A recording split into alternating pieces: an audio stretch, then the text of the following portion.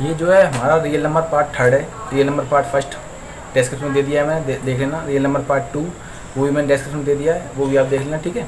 और इसको देखने से पहले वो पार्ट दोनों जरूर देख लेना, उसके बाद इसको देखना, ठीक है। अब मैं समझाता हूँ इसमें है क्या। देखो हमें प्रूफ करना है P is a irrational number, root P is a irrational number. और है भी P यहाँ पर क्या है, P बिलोंग कर रहा है किसी प्राइम नंबर को, ठीक है, ठीक है।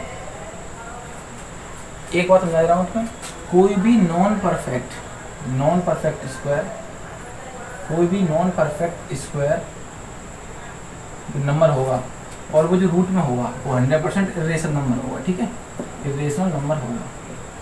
फिर से समझा दे रहा हूँ मैं, कोई भी non perfect square under root में होगा वो इरेशनल नंबर होगा, ठीक है। इरेशनल नंबर, और जो मैंने रियल नंबर का फर्स्ट पार्ट डाला है उसमें मैंने बताया है कि इरेशनल नंबर और रेशनल नंबर दो पार्ट हैं किसके, रियल नंबर के। इरेशनल नंबर और रेशनल नंबर दो पार्ट है रियल नंबर के, ठीक है। एक ये क्या होता है, कोई नंबर क्या होता है, कोई भी दो नंबर जिनका HCF क्या हो, 1 हो, हाईएस्ट कॉमन फैक्टर क्या हो, एक। कोई भी नंबर, वो दोनों चाहे अभाज्य हों यानी प्राइम हों या कंपोजिट, डजंट मैटर। जैसे 4 और 9 को ले लेते हैं, तो देखो 3 तो का 9, 3 एकम 3, 2 दूनी 4, 2 एकम 2। क्या है इसका हाईएस्ट फैक्टर, 1। तो को-प्राइम नंबर कौन से होते हैं, वो नंबर जिनका हाईएस्ट कॉमन फैक्टर यानी कि HCF 1 हो। समझ मेरी बात को, क्यों, देखो 2 यहाँ प्राइम नंबर था, 5 प्राइम नंबर था, चाहे भी दोनों नंबर प्राइम हो, चाहे वो दोनों कंपोजिट हो, या एक प्राइम एक कंपोजिट हो, इससे कोई फर्क नहीं पड़ता। बस फर्क इस बात से पड़ता है कि उनका HCF क्या हो, 1, मतलब उनमें कोई एक से ज़्यादा गुणनखंड ना हो, केवल एक ही गुणनखंड हो, आवाज गुणनखंड, ठीक है। मुझे जो मैंने अभी बताई हैं, एक ये कि रियल नंबर के दो मेन पार्ट हैं, दो ही पार्ट हैं, केवल रियल नंबर को दो भागों में बांटा गया है, जो मैंने फर्स्ट वीडियो में बताया है कि रेशनल नंबर और इरेशनल नंबर, ठीक है। रेशनल नंबर हम सीख चुके हैं, इरेशनल नंबर को जानेंगे। अब P जो है इरेशनल नंबर प्रूफ करना है, और है इसलिए करना है, ठीक है। तो P क्या है मैंने बताया, P बिलोंग करता है यहाँ पर प्राइम नंबर को, ठीक है। अब देखो, अब एक चीज़ समझो आप, मेरे ट्यूशन में 4 बच्चे पढ़ते हैं, उसमें से एक लड़की पढ़ती है और 3 लड़के पढ़ते हैं। मैंने ये कहा कि कोई भी लड़का फर्स्ट नहीं आया है, लेकिन मेरे ट्यूशन का बच्चा फर्स्ट आया है, मेरे ट्यूशन का बच्चा फर्स्ट आया और कोई भी लड़का फर्स्ट नहीं आया है। तो कौन फर्स्ट आया आपके हिसाब से, आप बताओ इस बात को सोच के। ऑब्वियसली लड़की फर्स्ट आई है। अब मैंने क्या बताया कि लड़की फर्स्ट आई है, क्या बताया मैंने लड़की फर्स्ट आई है, नहीं।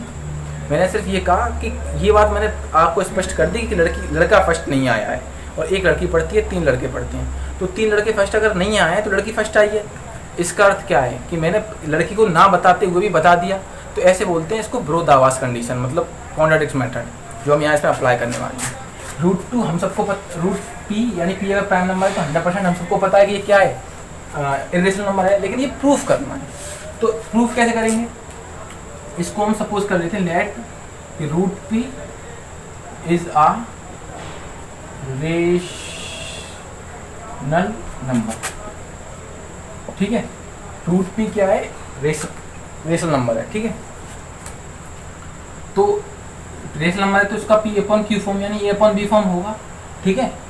A/B क्या है, सिंपलेस्ट फॉर्म लिए मैंने पहले से ही, सिंपलेस्ट फॉर्म मतलब सिंपलेस्ट फॉर्म है, ठीक है। इसका मतलब कि A एंड B क्या है, को प्राइम है। अभी समझाया, सिंपलेस्ट फॉर्म ये तभी हो सकती है जब इनमें एक के अलावा कोई भी फैक्टर ना हो, HCF एक से ज़्यादा ना हो A और B के बीच, ठीक है। तो ये किसका मतलब क्या हो गई, को प्राइम होंगे तभी एक से ज़्यादा फैक्टर नहीं होता, को प्राइम, ठीक है। A और B आपस में को प्राइम है, और ये सिंपलेस्ट फॉर्म तभी होगी जब A और B क्या होंगे, को प्राइम होंगे, ठीक है। अब मैं ये दे दिया, ठीक है। तो मैं अब क्या कर सकता हूँ, स्क्वायरिंग ऑन बोथ साइड कर दूंगा इसमें, स्क्वायरिंग ऑन बोथ साइड, समझ में आ रहा है। तो ये क्या हो जाएगा, P = A²/B²। तो यहाँ पे आप देख पा रहे होंगे रूट से स्क्वायर हट गया ना, P/B² = A², ठीक है। इस बात का अर्थ क्या है, इस बात का कि P चूंकि P/B² डिविजिबल बाय पी, ये पूरा जो पी बी स्क्वायर है वो डिविजिबल बाय है किससे, पी से। क्यों है, क्योंकि आपको दिख नहीं रहा है इसमें पी शामिल है, पी पी स्क्वायर का प्रोडक्ट है, तो इसमें पी से डिवाइड करेंगे तो पी से डिवाइड जा तो रहा है, अरे पी से डिवाइड जा तो रहा है भाई, पी तो इसमें फैक्टर में ही है, ठीक है, इतना नोट करें पहले आप।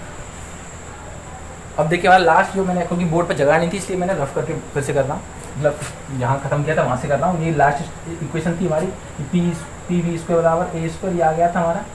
अब इसका अर्थ क्या है कि पी बी स्क्वायर में डिवाइड जा रहा है पी से, डिविजिबल है किससे, पी से, इसका अर्थ यही है, ठीक है।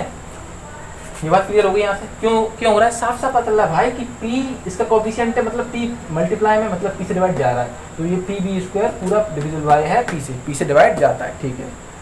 अब अगर सोचो आप पी बी स्क्वायर में जाता है p से, तो 100% a स्क्वायर में भी जाता हुआ, क्यों, क्योंकि p स्क्वायर बराबर है a square from equation first, भाई पी बी स्क्वायर बराबर है a स्क्वायर से, अगर जब पी बी स्क्वायर में जा रहा है इसका मतलब इसमें भी जा रहा होगा, क्योंकि दोनों आपस में बराबर है, तो इसीलिए ए स्क्वायर डिविजिबल बाय पी, और अगर इसीलिए p अगर ए स्क्वायर को डिवाइड करता है तो 100% a is also divisible bye p। ये क्यों सर, ये जो लास्ट थ्योरम प्रूव कराई है मैंने वो फ्रॉम थ्योरम, ये थ्योरम मैंने प्रूफ कराई है पार्ट सेकंड में, आप वहां से देख लेना, पार्ट सेकंड में मैंने ये थ्योरम प्रूफ कराई है कि अगर कोई संख्या किसी प्राइम नंबर से किसी संख्या के किसी एनी पॉजिटिव इंटीजर के स्क्वायर में डिवाइड जाता है तो उस इंटीजर में भी डिवाइड जाएगा, ठीक है। ये थ्योरम मैंने प्रूफ कराई है पार्ट 2 में, ठीक है। अब देखो ये जाता है, अब a में p से डिवाइड जाता है, तो मैं लिख सकता हूँ लेट माना a बराबर पी सी, क्योंकि a में डिवाइड जाता है तो p का प्रोडक्ट p के मल्टीप्लाई में होगा ही होगा, तो मैंने मान लिया a बराबर कोई p सी है, जिससे कि इसमें डिवाइड जा रहा है, तो मैंने मान लिया p के टर्म्स में मान लिया ना भाई p से डिवाइड हो रहा होगा, तो 100% इसमें p शामिल होगा, तो मैंने p के प्रोडक्ट के रूप में प्रोडक्ट के फॉर्म में लिख दिया है, ठीक है। c is a positive integer, मैं ऐसे लिख देता हूँ पॉजिटिव इंटीजर, ठीक है, z, ठीक है, z से दिखाते हैं इंटीजर को इसलिए, ठीक है, या फिर ऐसे दिखा रहा हूँ direct p is a positive integer, ठीक है, हो गया। अब ये यहाँ पे ऐसे है, अब मैं दोनों तरफ फिर से इसका कर दूँ, again squaring on both side, तो क्या होगा ए स्क्वायर बराबर पी सी का स्क्वायर हो जाएगा, ठीक है। अब ए स्क्वायर की जगह पे वैल्यू क्या रख सकते हैं फ्रॉम इक्वेशन फर्स्ट से, पी बी स्क्वायर बराबर पी स्क्वायर सी स्क्वायर, ये कहाँ से रखी, फ्रॉम इक्वेशन फर्स्ट से रख दी वैल्यू, ठीक है, इक्वेशन फर्स्ट, ठीक है, रख दी। अब देख रहे हैं यहाँ से पी से ये तो कट जाएगा, कैंसिल आउट हो जाएगा, तो बी स्क्वायर बराबर क्या हो जाएगा, पी सी स्क्वायर। अब इसका मतलब क्या है, इसका मतलब क्या है कि पी सी स्क्वायर में P C square divisible by P, क्यों, साफ साफ दिख रहा है पी शामिल है इसमें, P C square is divisible by P, ठीक है। अब यहां देखो हम, और क्योंकि पी सी स्क्वायर बराबर है बी स्क्वायर के, तो क्या करेंगे, B square also divisible by P, ठीक है। और अगर बी स्क्वायर डिवाइड है तो बी इज ऑल्सो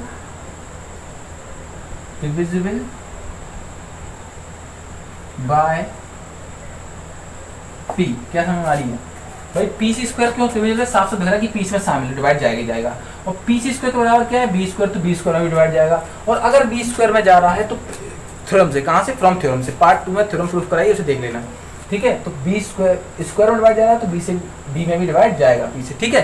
इतनी बात समझ में आ गई। अब देखो तुम यहाँ पे कि पी से डिवाइड जा रहा है इसमें, इस स्टेटमेंट को देखो, इस स्टेटमेंट को ध्यान से घूरो और इस स्टेटमेंट को घूरो, इस स्टेटमेंट को घूरो, इन दोनों स्टेटमेंट को जिनमें मैंने डिब्बा बनाया है उसे घूरो कि ए इज डिवाइड बाय पी, मतलब ए में पी से भी डिवाइड जा रहा है और बी में भी पी से डिवाइड जा रहा है। इसका मतलब P is a common factor of A and B। इसका मतलब P दोनों का कॉमन फैक्टर हो गया, जो कि which is wrong, गलत है। क्यों गलत है? क्योंकि हमने पहले ही A और B को क्या मान के चलाते, को प्राइम। को प्राइम का मतलब एक के अलावा तो इनमें कोई एचसीएफ आ ही नहीं सकता, कोई कॉमन फैक्टर आ ही नहीं सकता, तो ये पी कैसे आया? इसका मतलब जो हमने माना था वो गलत था। तो इसलिए आवर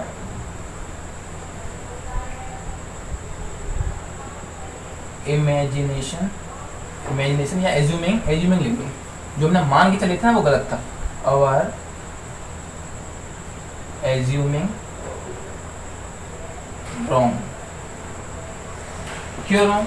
क्योंकि हमने माना था कि ए अपॉन बी, ए और बी में कोई फैक्टर है ही नहीं एक के अलावा, यानी कि वो को प्राइम है, और यहाँ तो पी कोई फैक्टर आ गया, तो हमने जो माना था वो गलत ही मान के चले थे। क्योंकि जो है पी आ रहा है, मतलब हमने उसको इरेशनल को रेशनल मान लिया ना, इरेशनल को रेशनल मानेंगे तो गलत तो होगा ही, ठीक है।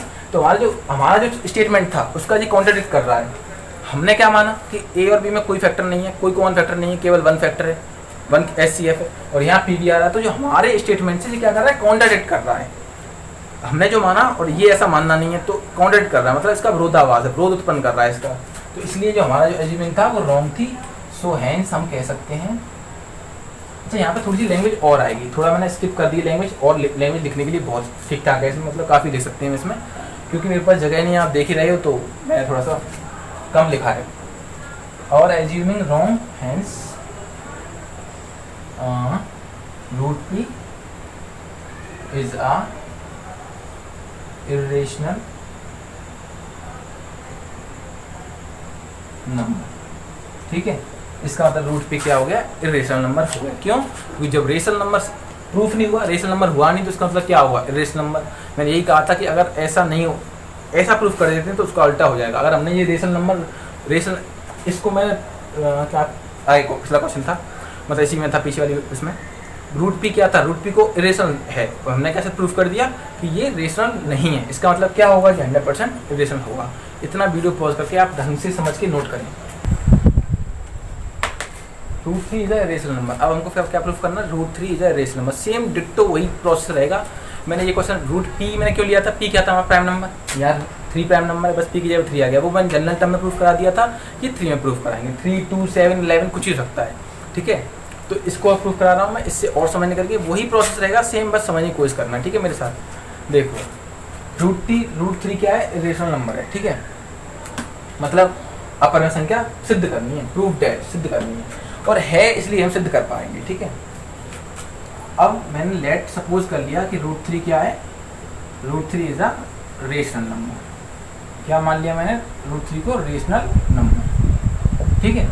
तो रूट 3 और रेशनल नंबर, तो उसका ए अपॉन बी फॉर्म होगा, मतलब पी अपॉन की फॉर्म होगा, तो मैंने ए अपॉन बी इसको मान लिया, ठीक है। और ए एंड बी क्या है यहाँ पर, को प्राइम है। को प्राइम मतलब सिंपलेस्ट फॉर्म बने, ठीक है, मतलब इसमें 1 के अलावा कोई भी कॉमन फैक्टर नहीं है, कोई भी हाईएस्ट कॉमन फैक्टर नहीं है ए और बी में, 1 के अलावा, ठीक है। ये बिल्कुल सिंपलेस्ट फॉर्म है, ठीक है, इसमें 1 के अलावा कोई कॉमन फैक्टर नहीं आ रहा।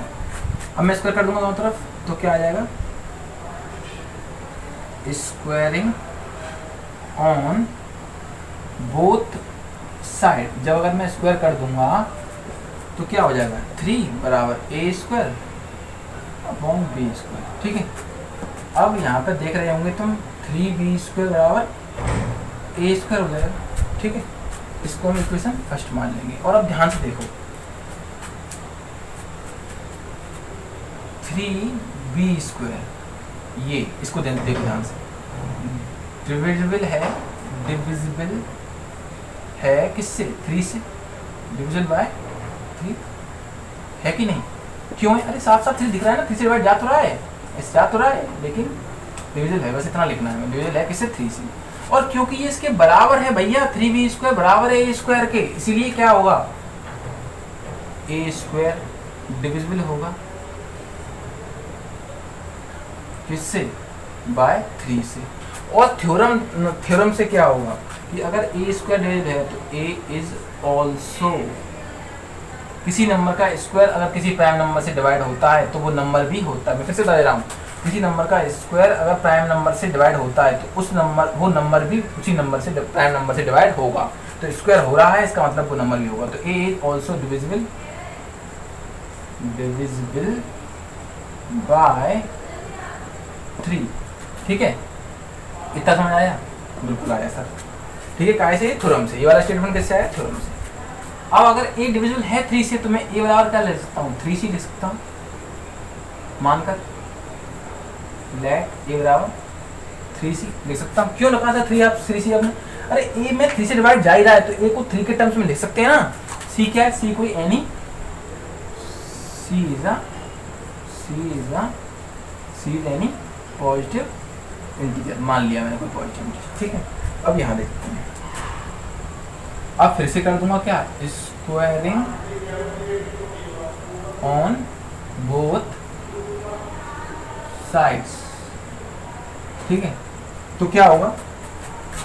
a² बराबर 3c का स्क्वायर, और क्योंकि a² की जगह मैं क्या लिखता हूँ फ्रॉम इक्वेशन फर्स्ट से, 3b² बराबर 9 हो जाएगा, 9c², 3c कट जाएगा, ये हो जाएगा 3, तो b² बराबर 3c²। अब इसको देखो ध्यान से, 3c² को देखो, इसको देखो, 3c² डिविजिबल बाय 3, 3 से डिवाइड जा रहा है, 3² में जा रहा है, 100% जा रहा है। ठीक है, और 3c² में अगर 3 से डिवाइड जा रहा है तो 100% b² में भी जाएगा। क्यों? क्योंकि 3c² क्या है? b² के बराबर है, तो b² डिविजिबल बाय 3। ठीक है, और अगर b² में जा रहा है तो थ्योरम से क्या होगा कि b is also divisible bye 3। और इस स्टेटमेंट को देखो,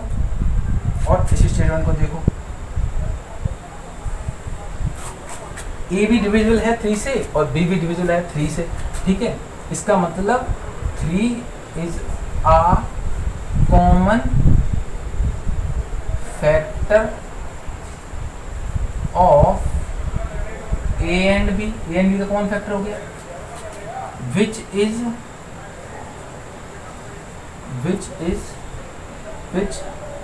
contradicts our statement। ठीक है, हमारे कथन से ये क्या कर रहा है? कॉन्ट्राडिक्ट कर रहा है, मतलब उल्टा विरोध उत्पन्न कर रहा है कि भाई देखो, हमने क्या माना था कि a और b क्या है। यहाँ पर देखो ना, पहले माना था जो कि a और b क्या है? कोप्राइम है। इस बार मैंने इसीलिए एक ही बार पर बोर्ड में करने की कोशिश करी है, जिससे कि क्लियर हो जाए। a और b क्या है? कोप्राइम, मतलब एक से ज़्यादा कोई फैक्टर आ ही नहीं सकता कॉमन, और यहाँ 3 आ रहा है। इसका मतलब हमने जो कल्पना की थी वो गलत थी।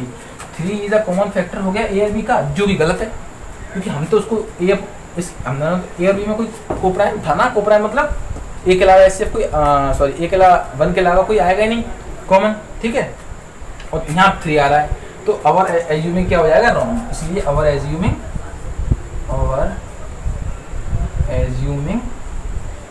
रॉन्ग क्या साबित हुआ है? रॉन्ग। अवर एज्यूमिंग, जो हमने माना था वो गलत माना था। हमने क्या माना था कि √3 इज अ रेशनल नंबर, ये माना था हमने, ये माना था, तो ये क्या हो गया? रॉन्ग प्रूफ हो गया। इसका मतलब √3 अगर हमने, हमारी स्टेटमेंट, हमारा जो माना गया वो गलत हो गया। हमने क्या माना? √3 इज अ रेशनल नंबर, जो कि गलत साबित हमने कर दिया। क्या गलत साबित कर दिया? √3 इज अ रेशनल नंबर गलत साबित किया। रेशनल नंबर मतलब √3 एक परिमेय संख्या है, ये बात गलत साबित हो गई। इसका मतलब √3 क्या हो गई? जब परिमेय संख्या नहीं है, ये बात सिद्ध हो चुकी है, तो क्या होगी? अपरिमेय संख्या सिद्ध होगी, तो वैसे ही प्रूफ करूंगा। सो या फिर hence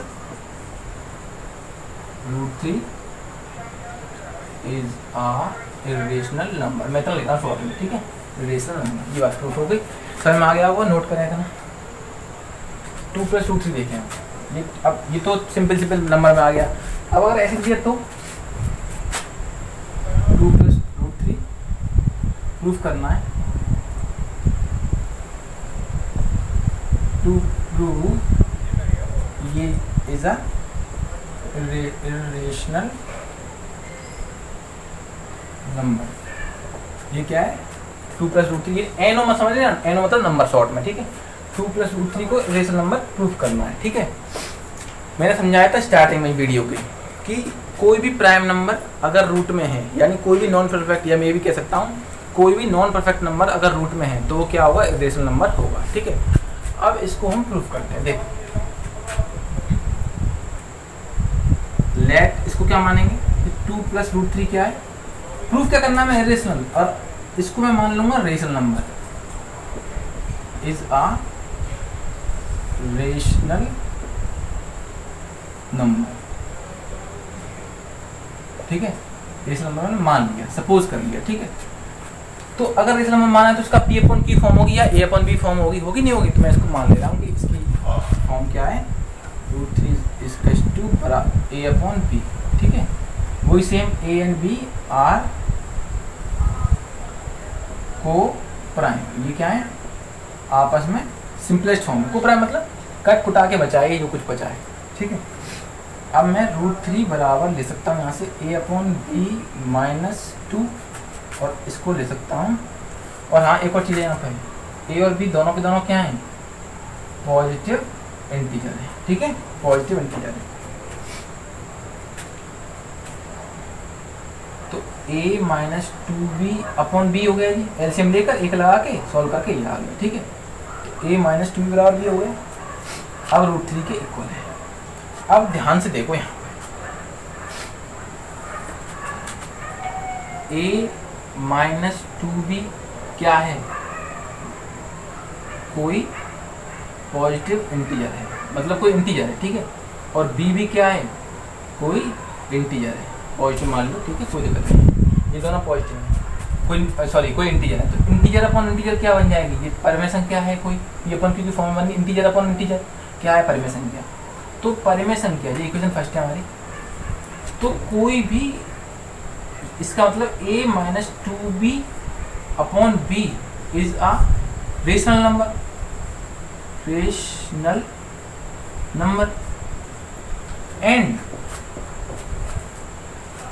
√3 is a rational number. Sir क्यों है √3 रेशनल नंबर, मैं बोला ना कि कोई भी प्राइम नंबर जो होगा वो क्या होता है, प्राइम नंबर जो रूट में होगा वो क्या होगा, इरेशनल नंबर होगा, या फिर कोई नॉन परफेक्ट नंबर होगा रूट में, वो भी क्या होगा, इरेशनल नंबर होगा, ठीक है। अब आप कह रहे होंगे सर ये तो अभी तक हम इसको प्रूफ कर रहे थे, अब यहाँ पर अलग बात है, यहाँ पर क्वेश्चन अलग है। तो ये √3 तो हमें पता है कि इरेशनल नंबर होता ही है, लेकिन अब पहले इसको ही प्रूफ कर रहे थे तो उसके लिए हमें इतना सारा करना पड़ रहा था। तो ये √3 का रेशनल नंबर, और ये क्या है, रेशनल नंबर। तो rational number never be equal to irrational number. मतलब मैं क्या बताना चाह रहा हूँ कि कभी भी कोई भी रेशनल नंबर के इक्वल नहीं हो सकता। तो इसका मतलब ये हमने माना था कि ये रेशनल नंबर है, वो क्या हो गया, रॉन्ग, क्योंकि ये इसकी जो फॉर्म बन रही है वो बन रही रेशनल नंबर, जो हमने माना है वो रेशनल नंबर माना है, और रेशनल नंबर इस इरेशनल नंबर के बराबर हो नहीं सकता, ठीक है। तो इसलिए जो हमारा जो हमने जो एज्यूमिंग किया था वो क्या कर दिया, गलत। सो अब डायरेक्ट ले सकते हैं इसको, जरूरत नहीं है कि और assuming is wrong, it is contradict, जरूरी नहीं है इतना भी डायरेक्ट हम ले सकते हैं। क्या ले सकते हैं कि hence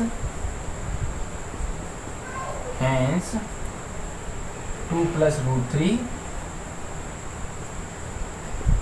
is a rational number. समझ में आया, ये शायद शॉर्ट है, मतलब थोड़ा पहले वाले सिंपल लगा हुआ, और ये रियल में है भी सिंपल, बट इसको देख कर थोड़ा टफ लगता है। इससे समझा रहा हूँ एक बार में कि 2 + √3 रेशनल नंबर प्रूफ करना था, हमने इसको रेशनल नंबर मान लिया है।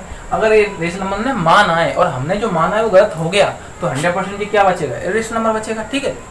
अब मैंने क्या कर लिया, 2 प्लस रूट 3 को ए अपॉन बी मान लिया। ए अपॉन ए और बी क्या थे, को प्राइम थे, और ए बी दोनों क्या बिलोंग कर रहे थे, जेड यानी कि इंटीजर, और वो भी पॉजिटिव वाले, मतलब पॉजिटिव इंटीजर मतलब 1 2 3 4 5 6 डैश डैश डैश ये होता है। अब रूट 3 बराबर ए अपॉन बी माइनस 2 सॉल्व किया तो ए माइनस 2 बी अपॉन बी, ये पी अपॉन क्यू की फॉर्म बननी है, न्यूमरेटर अपॉन डिनोमिनेटर की फॉर्म बननी है ना, बननी न्यूमरेटर अपॉन डिनोमिनेटर। इसका मतलब ये रेशनल नंबर है और ये क्या है, रेशनल नंबर। तो रेशनल नंबर बराबर कैसे हो सकता है रिलेशन के, ठीक है, इसलिए ये हमने कहा रूट 3 रेशनल है और ये रेशनल है। तो रेशनल नंबर कभी हो नहीं सकता, इसलिए हमने जो मांगा था वो गलत था, इसलिए ये क्या होगा, 2 प्लस रूट 3 क्या होगा, रेशनल नंबर होगा। ठीक है, नोट करें इतना पूरा।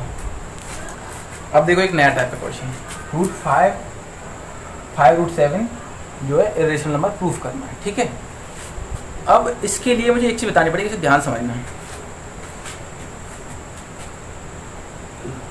1/2 इंटू 1/3/5 ये क्या हुआ, तो मल्टीप्लाई करेंगे तो 3 एकम 3 5 3 10, दो रेशनल नंबरों का प्रोडक्ट कर रहे हैं, ये रेशनल नंबर है, ये रेशनल नंबर है, उनका प्रोडक्ट यानी गुणा कर रहे हैं, तो क्या प्राप्त हुआ, हमें क्या मिला रेशनल नंबर मिला। तो मैं ये बताना चाह रहा हूँ कि कभी भी दो रेशनल नंबर का प्रोडक्ट करेंगे तो वो रेशनल नंबर ही लाके देगा। ठीक है, इसे देखते हैं सॉल्यूशन।